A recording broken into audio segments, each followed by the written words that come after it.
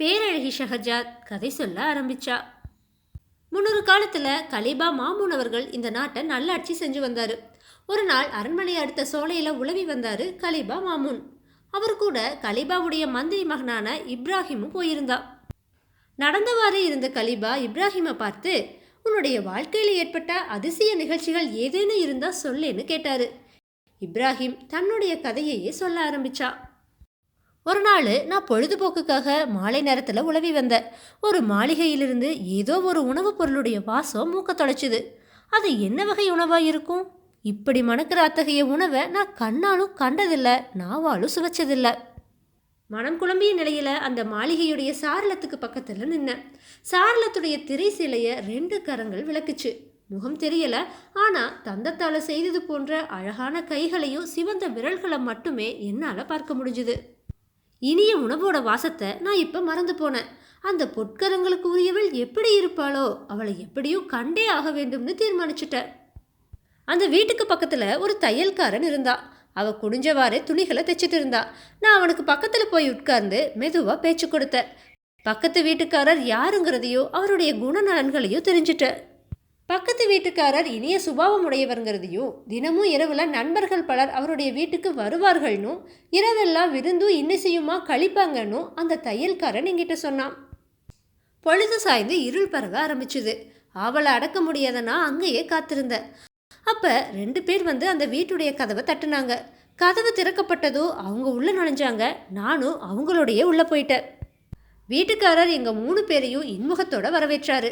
எங்களுக்கு உணவு படைக்கப்பட்டுச்சு. நான் முன்பு வாசம் நுகர்ந்த அதே உணவு தான். நான் வயிறார உண்டேன். அதுக்கப்புறமா மது வகைகளை பணிப்பெண்கள் கொண்டு வந்து வச்சாங்க. அனைவரும் உயரக மதுவை பருகணும். அந்த வீட்டுக்காரர் என்னை வந்திருந்தவங்களுடைய நண்பர்னு நினச்சிட்டாரு. அவங்க 2 பேரும் நான் அந்த வீட்டுக்காரருடைய உறவினர்னு நினச்சிட்டாங்க. அதனால என்னுடைய விபரீத செய்கையால் யாருக்குமே சந்தேகம் ஏற்படலை. அதுக்கப்புறமா அழகிய அடிமை பெண் ஒருத்தி ஒரு யாழை கையில் ஏந்தி கொண்டு வந்து விருந்து மண்டபத்துக்கு நடுவில் அமர்ந்தா. யாழை மீட்டியவாறே இனிய குரல் எடுத்து பாடினா. யாழின் இசையும் அடிமை பெண்ணுடைய தேவகானமும் விருந்து மண்டபத்தையே ஒரு இன்ப கிறக்கத்தில் ஆழ்த்துச்சு. பாடலுடைய இன்ப போதையில் ஆழ்ந்த வீட்டுக்காரர் என்னை பார்த்து, பாட்டு எப்படின்னு கேட்டாரு. இசையும் பாடலும் சுமார் ரகந்தா. இடையிடையே இவள் பாடலில் தொய்வு காண்கிறது. யாழை மீட்டுவதிலும் நடுநடுவே அபஸ்வரம் எழுகிறதுன்னு சொன்னேன். யாழ் மீட்டி இசை பாடிய அந்த அடிமை பெண்ணுக்கு கோபம் வந்துருச்சு. யாழ் இசைப்பதை நிறுத்திட்டு, என்னை விட உங்களால் ஸ்வரம் தப்பாமல் யாழ் இசைத்து இனிய குரலால் பாட முடிஞ்சா பாடி காட்டுங்கன்னு சவால் விட்டா. நான் சவாலை ஏற்றுட்டேன். அடிமை பெண்கிட்ட இருந்த யாழை வாங்கி நரம்புகளை சரி செஞ்சுட்டேன். எல்லோரும் கண் கொட்டாம என்னையே பார்த்துட்டு இருந்தாங்க. யாழை மீட்டி ஒரு அற்புதமான பாடலை பாடி காட்டினேன். என்னுடைய யாழ் பாடலும் பாடலும் எல்லோருக்குமே பிடிச்சு போச்சு. பல பாடல்களை பாடுமாறு கேட்டாங்க. நானும் வெகு நேரம் பாடினேன். கடைசியாக காதல் தோல்வியடைந்த ஒருவனுடைய கதையை பாடலாம் அமைச்சு யாழையும் இசைச்சிட்டே சோக கீதம் பாடினேன்.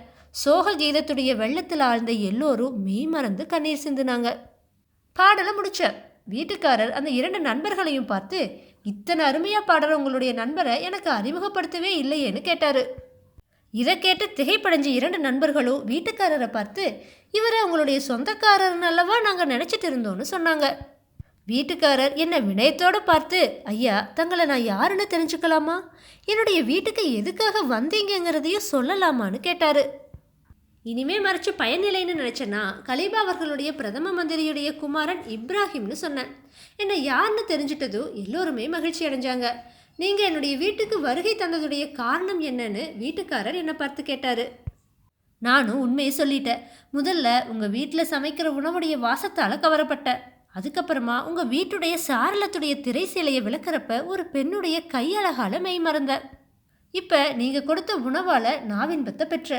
கையழகு வாய்ந்த அந்த பெண்ணையும் நான் பார்த்துட்டேன்னா என்னுடைய ஆசை நிறைவேறிவிடும்னு சொன்னேன்.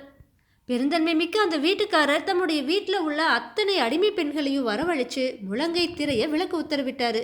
இருந்தாலும் நான் பார்த்த முழங்கையும் மணிக்கட்டும் உள்ள பெண் அவர்களில் ஒருத்தியும் இல்லை. வீட்டுக்காரர்கிட்ட என்னுடைய ஏமாற்றத்தை சொன்னேன். வீட்டுக்காரரோ, இனிய நண்பரே, இன்னும் வீட்டில் உள்ளவங்க என்னுடைய தாயும் என் சகோதரியும் மட்டும்தான். அவங்களுடைய முழங்கைகளையும் பார்த்து விடுங்கள்னு சொன்னார். அடிமை பெண்களை ஏவி தன்னுடைய தாயையும் சகோதரியையும் முழங்கை வரை சீலையை விளக்க சொன்னார். என்ன ஆச்சரியம்! நான் பார்த்த தங்க நிற விரல்களையும் செழுமை மிக்க முழங்கைகளையும் உடையவள் வீட்டுக்காரருடைய சகோதரி தான். வீட்டுக்காரர்கிட்ட உங்கள் சகோதரியுடைய கைகளைத்தான் நான் பார்த்திருக்கிறேன்னு சொன்னேன். நான் திருமணமாகாதவன்கிறதையோ மதிப்பு வாய்ந்த மந்திரியுடைய மகன் என்பதையோ அறிந்த அந்த வீட்டுக்காரர் உடனே எங்களுடைய திருமணத்துக்கு ஏற்பாடு செஞ்சாரு. மதபோதகர் வரவழைக்கப்பட்டாரு, சாட்சிகள் வரவழைக்கப்பட்டாங்க. அவங்க முன்னிலையில் அந்த வீட்டுக்காரருடைய சகோதரிய நம் முறைப்படி மனைவியாக ஏற்றுட்டேன்.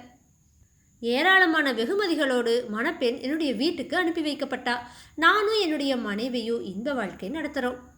இதை கேட்ட கலீபா அவர்கள் இப்ராஹிமை பார்த்து, இத்தனை உயர்குணம் படைத்த அந்த வீட்டுக்காரரை, அதாவது உன் மனைவியுடைய சகோதரரை நான் பார்க்கணும்னு சொன்னார். மறுநாள் அரசவைக்கு இப்ராஹிம் தன்னுடைய மனைவியின் சகோதரரை அழைச்சி வந்து கலீபா அவர்களுக்கு அறிமுகப்படுத்தி வச்சாரு.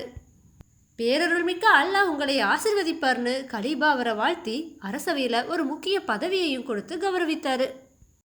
இப்படியா கதையை முடிச்ச ஷஹர்ஜாத் அடுத்ததா இரக்கத்தால கைகளை இழந்த ஒரு அபலை பெண்ணுடைய கதையை சொன்னான். முன்னொரு காலத்துல ஒரு மூட மன்னன் இருந்தான். அவன் நாட்டுல ஒரு விசித்திரமான சட்டம் விதிச்சிருந்தா. யாரும் யாருக்கும் பிச்சை இடக்கூடாது. அப்படி தவறி யாரேனும் பிச்சை இட்டார்களானா அவங்களுடைய 2 கைகளுடைய மணிக்கட்டுகளும் துண்டிக்கப்படும். இந்த கொடிய சட்டத்தில் யாரும் பிச்சை இடுவதே இல்லை. ஒருவருக்கொருவர் உதவி கொள்ள கூட பயந்தாங்க. ஒரு நாள் வயோதிக பக்கிரி தெருவில் நடந்து வந்தாரு. தெருவுடைய கடைசி வீட்டுக்கு பக்கத்தில் நின்று பிச்சை கேட்டாரு. குரல் கேட்டு அந்த வீட்டு சிறு பெண் ஒருத்தி வெளியே வந்தா. அப்படி வந்த பெண்கிட்ட அந்த வயோதிக பக்கிரி, மகளே பசிக்கிறது, உண்ண உணவு பிச்சை தர வேண்டும்னு யாசிச்சாரு. வியப்போடு வயோதிகர் சொன்னதை கேட்ட அந்த பெண், ஐயோ இந்த நாட்டு சட்டம் உங்களுக்கு தெரியாதா? பிச்சையிட்டவர்களுடைய கைகளின் மணிக்கட்டுகள் துண்டிக்கப்படும் என்பதை நீங்கள் அறிய மாட்டீர்களான்னு கேட்டா. எல்லாம் வல்ல அல்லாவின் பூரண ஆசி உனக்கு கிட்டுமாக. எனக்கு பசி உயிர் போகிறது. பசியோடு யாசித்தவனை துரத்திய பாவம் உன்னை சேரும். பேரருள்மிக்க இறைவன் உனக்கு ஒரு தீங்கும் செய்ய மாட்டான். எனக்கு 2 ரொட்டி துண்டுகளாவது கொடுன்னு யாசிச்சாரு. பசியால துடிக்கிற பக்கிரியை பார்த்த அந்த பெண், நாம் ரகசியமா போடுற பிச்சையை யார் அறிய போறாங்கன்னு நினைச்சு வயோதிக பக்கிரி கேட்டவாறே 2 ரொட்டி துண்டுகளை பிச்சையா போட்டா. அல்லாஹ் உன்னை ஆசிர்வதிப்பார்னு சொன்னவாறே பக்கிரி பிச்சையை வாங்கிட்டா. அவளுடைய துரதிருஷ்டம், அந்த நேரத்தில் அந்த வழியா குதிரை மேலே வந்த மூட மன்னன் பக்கிரிக்கு பிச்சையிடுவதை பார்த்துட்டான். அந்த இடத்திலேயே சேவகர்களை கொண்டு தண்டனை வழங்கப்பட்டுச்சு. அந்த சிறு பெண் 2 மணிக்கட்டுகளையும் இழந்தா. பல வருடங்கள் இடையில உருண்டோடிச்சு. சிறு பெண்ணா இருந்த அவ பருவம் எய்தினா. அரண்மனையில அடிமை பெண்ணா சேர்ந்திருந்தா. அவ பேரழகியா திகழ்ந்தா.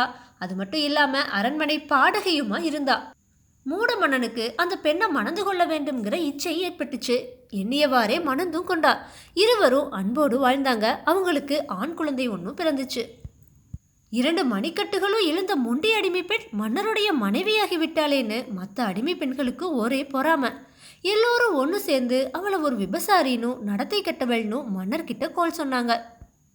மன்னன் ஏற்கனவே ஒரு மூடன். அடிமை பெண்கள் கூறியதை நம்பி மணிக்கட்டு வரை கையிழந்த தன்னுடைய மனைவியையும் அவளுக்கு பிறந்த குழந்தையையும் பாலைவனத்தில் கொண்டு போய் விட்டுவிட உத்தரவிட்டாரு. மறுநாள் தண்டனை நிறைவேற்றப்பட்டுச்சு. தலைநகருக்கு பலக்காத தூரத்துக்கு அப்பால கொடிய பாலைவனத்துல கைப்பிள்ளையோடு அவளை தனியா விட்டுட்டு சேவகர்கள் நாடு திரும்பிட்டாங்க. தனியே விடப்பட்ட அந்த பெண் தன்னுடைய குழந்தைய தோல் மீது சுமந்தவாறே தன்னுடைய விதியை நினைச்சு அழுதுட்டே கால் போன போக்குல அந்த கொடிய பாலைவனத்துல நடந்து போனா. கொடிய வெப்பத்தால அவளுக்கு நாவறட்சி ஏற்பட்டுச்சு. தாகத்தாலேயே செத்து போய் விடுவோன்னு பயந்தா. அதுக்கப்புறமா அப்படி செத்தா கூட நல்லதுதான்னு நினைச்சா. அப்ப தோள் மீது சுமந்து வந்த குழந்தை வீருன்னு கத்துச்சு. அந்த இக்கட்டான நேரத்திலோ குழந்தைக்கு பால் கொடுத்து அதை ஆசுவாசப்படுத்தி தூங்க வச்சா. அவளுக்குள்ள ஒரு ஆவேசமே எழுந்துருச்சு. இந்த குழந்தைக்காக உயிர் வாழ்ந்தே தீர வேண்டும்னு நினைச்சிட்டா. முன்னிலும் வேகமாக பாலை நில மணல்ல நடக்க ஆரம்பிச்சா. வெகு தூரத்துல ஒரு பசுஞ்சோலை தென்பட்டுச்சு. எப்படியோ அங்க தண்ணீர் இருக்கும்னு நினைச்சு உயிரை கையில பிடிச்சிட்டே ஓடோடி போனா. அங்க ஒரு நீரோடைய பார்த்தா. அதனுடைய கரைக்கு பக்கத்துல போய் தவழ்ந்தவாறே தரையில படுத்து தன்னுடைய வாயால நீரை ஆவலோட பருகுனா. வேட்கையோடு வயிறு முட்டை தண்ணீரை தேவபானம்னு நினைச்சு உறிஞ்சி குடிச்சிட்டு இருந்தா. அப்ப அவ தோளோடு இறுக பிடித்திருந்த பிள்ளை தவறி தண்ணீர்ல விழுந்துருச்சு. ஆழமிக்க அந்த நீரோடையில குழந்தை மூழ்கி உயிருக்காக தத்தளிச்சுது.